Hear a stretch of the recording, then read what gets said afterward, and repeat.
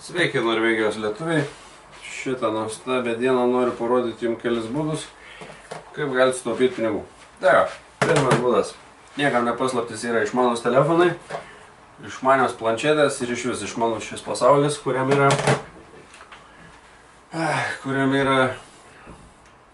viskas taip, kad tarkim, jūs turite išmanų telefoną, naudojate tik tai 10 arba 20% jo galimybių.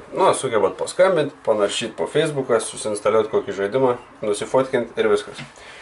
Šiaip realiai jūs dar galite jį susinstaliuoti navigacinę programą. Kam jinai reikalinga?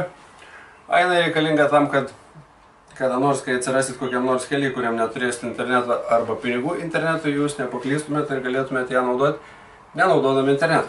Tai yra tokia paprasta programėlė.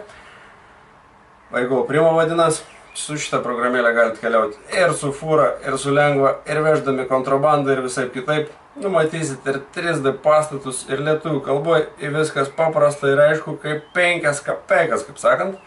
Tai šitą programėlę galime jums įdiegti belekur. Į telefoniuką.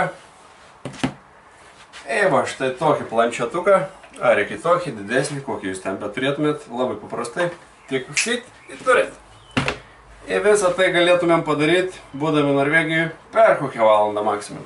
Tai jeigu kada sugalvotumėt, kol aš esu Norvegijoje, kol dar žuvį gaudau, ir kol galite tai padaryti, prašom drąsiai kreiptis ir nebijoti. Į klausimus visus atsakome internetu. Tai va, iki.